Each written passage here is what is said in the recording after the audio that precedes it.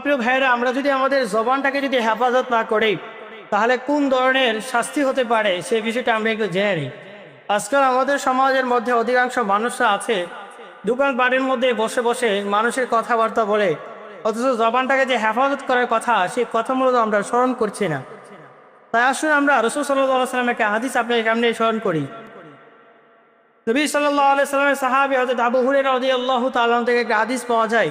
রাসূল সাল্লাল্লাহু আলাইহি ওয়াসাল্লাম একদা একদিন সাহাবায়ে কিরামদের সামনে বলতে লাগলেন, আমার সাহাবীরা শুনে রাখো, বনী ইসরাঈল সম্প্রদায়ের লোকের মধ্যে দুইজন বন্ধু ছিলেন। একজন আল্লাহ সুবহানাহু ওয়া তাআলা ইবাদত আল্লাহ রাব্বুল আলামিনের বন্দেগী করতেন, আরেকজন বন্ধু আল্লাহ সুবহানাহু ওয়া তাআলা ইবাদত আল্লাহ রাব্বুল আলামিনের বন্দেগী করতেন না। তার মানে একজন আল্লাহ সুবহানাহু ওয়া তাআলার প্রিয় বন্ধু আর একজন আল্লাহ সুবহানাহু ওয়া তাআলার ইবাদত বন্দেগী করতেন না। তো যখন আমরা ইবাদত করতে বান্দা যারা আছে, মুমিন যারা আছে, তারা মানুষদেরকে দাওয়াত দিই। তো বন্ধুকে দাওয়াত দিতে লাগবেন, বন্ধু চলো নামাজ পড়ো। একদিন, 2 দিন, 3 দিন যাবৎ বন্ধুকে দাওয়াত দিচ্ছেন, বন্ধু এই দাওয়াত কবুল করছেন না। এমন অবস্থায় এক সময় বলতে লাগলেন যে বন্ধু যে ইবাদত করতেন সে বলতে লাগলেন, রাগান্বিত হয়ে বললেন, আল্লাহর কসম আল্লাহ সুবহানাহু ওয়া তাআলা তোকে ক্ষমা করবেন না, এবং বলতে লাগলেন আল্লাহ সুবহানাহু ওয়া তাআলা তোকে জান্নাতও মূলত দিবেন না। দেখেন, জাস্ট একটা কথার কারণে আল্লাহর কসম আল্লাহ তোকে ক্ষমাও করবেন না, আল্লাহ সুবহানাহু ওয়া তাআলা তোকে জান্নাতও মূলত দিবেন না। তার মানে আল্লাহ তোকে জাহান্নামের ভিতরে দিবে। রাসূল সাল্লাল্লাহু আলাইহি সাল্লাম বলতে লাগলেন, সাহাবীরা কিছুদিন পরে ওই দুইজন বন্ধু পৃথিবীর জমিন থেকে মৃত্যুবরণ করে। কিয়ামতের মাঠের ভিতরে আল্লাহ সুবহানাহু ওয়া তাআলা কাঠগড়ার ভিতরে যখন দাঁড়ালেন, আল্লাহ রাব্বুল আলামিন ইনসাফের ফয়সালা করবেন। রাব্বুল আলামিন বলছেন যে ইবাদত বন্দেগী করেছেন তাকে দমক দিয়ে আল্লাহ সুবহানাহু ওয়া তাআলা বলতে লাগলেন, বান্দা তোকে কে বলেছেন আমি আল্লাহ সুবহানাহু ওয়া তাআলা মানুষকে ক্ষমা করি না? তোকে কে বলেছেন আল্লাহ সুবহানাহু ওয়া তাআলা বান্দা মানুষদেরকে জান্নাত দান করে না? আল্লাহ সুবহানাহু ওয়া তাআলা নাফরমানি কোনো মানুষ যদি করে আল্লাহ সুবহানাহু ওয়া তাআলা তাকে মাফ করে দিবেন, এটা আল্লাহ সুবহানাহু ওয়া তাআলা ওয়াদা, যদি তওবা করতে পারে। রব বলছেন, ইয়া আইয়ুহাল্লাযীনা আমানু তুবু ইলাল্লাহি তাওবাতান নাসুহা, যদি তওবার মতন তওবা করতে পারেন রব্বুল আলামিন বলছে, বান্দা তোর জীবনের গুনাহগুলো আমি আল্লাহ সুবহানাহু ওয়া তাআলা মাফ করে দিই। তো আমরা আল্লাহ সুবহানাহু ওয়া তাআলার কাছ থেকে আমরা তওবা করতে পারিনি।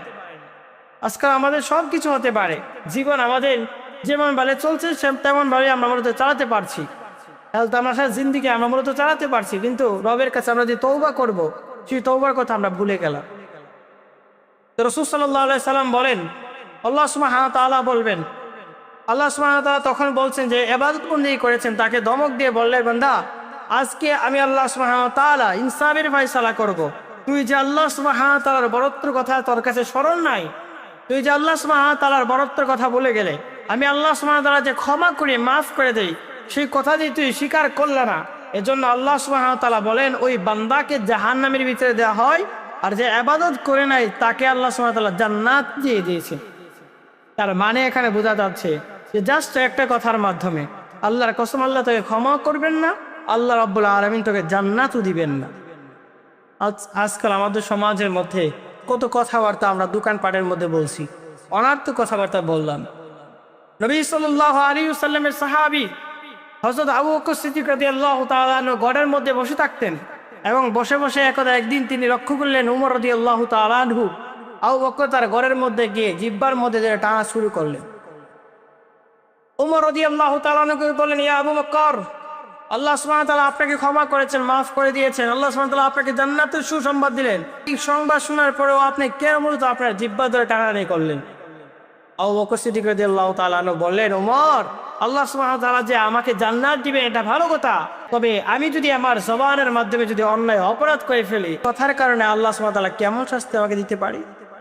তাই আমি আমার আখিরাতকে সুন্দর করার জন্য, আমি আমার জবানকে হেফাজত করার জন্য, আমি আমার জিহ্বাটাকে মূলত কন্ট্রোল করার জন্য চেষ্টা করি। এক হাদিসের মধ্যে রাসূলুল্লাহ সাল্লাল্লাহু আলাইহি ওয়াসাল্লাম বলেন, সকালবেলা যখন ঘুম ভেঙে যায় তখন যত অঙ্গ প্রত্যঙ্গগুলো আছে সবগুলো গিয়ে তো আমাদের জবানের কাছে গিয়ে বলেন, ভাই আজকে সারাটা দিন মূলত একটু শান্তিতে থাকিস, নাফরমানি করিস না, কারণ তোর এই জবানের মাধ্যমে আমরা সব অঙ্গ প্রত্যঙ্গ পাপিষ্ট হয়ে যেতে পারি।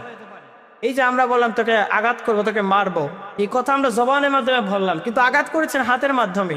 এই জবানের মাধ্যমে যখন আপনি সামনের দিকে আগালেন তখন এই অঙ্গ প্রত্যঙ্গগুলো প্রত্যেকটা জিনিস মূলত গুনাহগার হতে থাকে। এই জন্য রাসূল সাল্লাল্লাহু আলাইহি সাল্লাম বলেন, সকালবেলা যখন আমরা ঘুম ভাঙে নবী সাল্লাল্লাহু আলাইহি সাল্লাম বলেন আদমের প্রত্যেকটা সন্তানের কাছে অঙ্গ প্রত্যঙ্গগুলো বলতে লাগেন যে আজকে সারাটা দিন মূলত একটু নীরব থাকে, নিস্তব্ধ থাকে। আল্লাহ নবী সাল্লাল্লাহু আলাইহি সাল্লামের হাদিসের মধ্যে বলেন মান সামাতা নাজা, যে ব্যক্তি চুপ থাকবে তার নাজাত পেয়ে যাবে। এজন্য আসুন আমরা আমাদের জবানকে হেফাজত করি। যদি জবানকে হেফাজত না করি ভাইয়া, এই দুনিয়ার জিন্দগিতে আমরা অনার্থক মূলত আমাদের আশা হলো। মালিক তো আপনাকে পাঠাইছে না, ফাসিবতুম আন্নামা খালাকনাকুম আবাসা ওয়া আন্নাকুম ইলাইনা লা তুরজাউন। মালিক বলছেন বান্দা আমি আল্লাহ তোমাদেরকে অনার্থক কারণে নিষ্প্রয়োজনে বানাইছি, তোমরা ভাবছো না আমি আল্লাহ সুবহানাহু ওয়া তাআলা অনার্থক বানাই। মা খালাকতুল জিন্না ওয়াল ইনসা ইল্লা লিয়াবুদুন, একমাত্র ইবাদত করার জন্য আমি আল্লাহ তোমাদেরকে পাঠিয়েছি। তাই আসেন মালিকের ইবাদত করি, মালিককে রাজি খুশি করি।